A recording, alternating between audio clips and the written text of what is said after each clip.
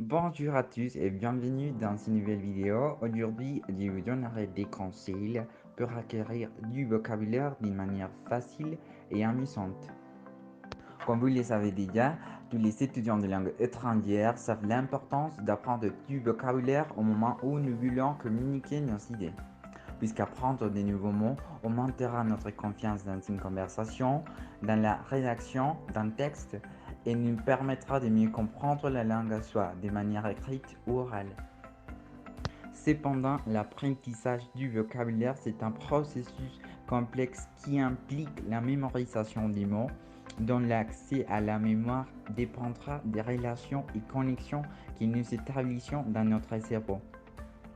Donc, si vous êtes un étudiant qui traduit tout ce que vous pensez de votre langue maternelle à la langue étrangère en faisant un double processus, même si vous êtes un étudiant qui ne connaît pas les mots, mais qui fait une adaptation de ces mots à votre langue maternelle, en plus, si vous êtes un étudiant qui ne connaît pas les mots et vous reste silencieux jusqu'à vous les souvenir, et finalement, si vous êtes un étudiant qui ne connaît pas les mots et dit d'autres messages différents à ce que vous initialement avez voulu dire, ne vous inquiétez pas, je suis là pour vous aider à améliorer votre acquisition de vocabulaire.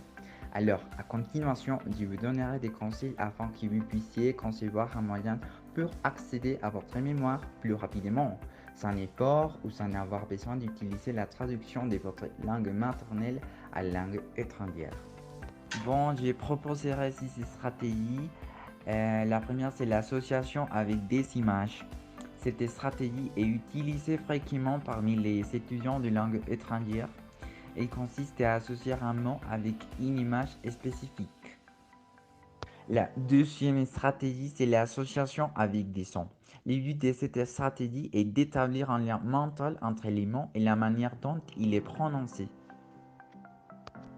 La troisième stratégie, c'est l'association avec des mouvements. Cette stratégie s'adresse à toutes les personnes qui ont des préférences au apprentissage kinesthésique.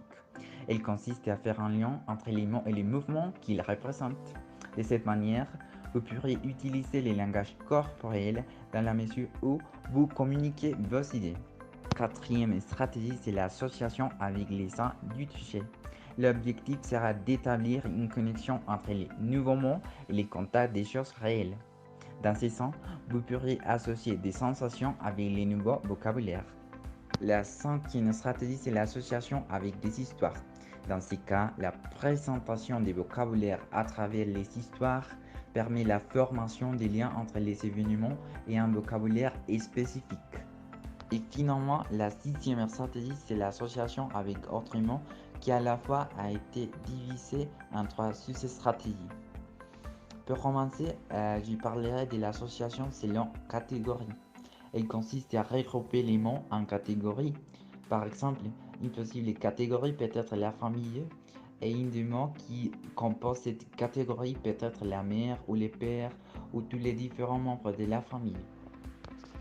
La deuxième stratégie, c'est l'association selon la place des mots. Il s'agit d'apprendre les mots selon leur position dans la phrase. Finalement, la dernière stratégie, c'est l'association avec synonymes et antonymes. Donc, on peut organiser ou utiliser le vocabulaire en tenant compte des relations. D'un côté, on peut établir des relations de similarité et au contraire, des relations d'opposition. Par exemple, grande, petite, il s'agit d'antonymes. Mais d'un autre côté, éviter et empêcher, il s'agit de synonymes. Bon, c'est tout. Merci beaucoup de rester tout au long de la vidéo et n'oubliez pas de vous abonner à notre chaîne YouTube et à tous nos réseaux sociaux que je partagerai à continuation. À bientôt!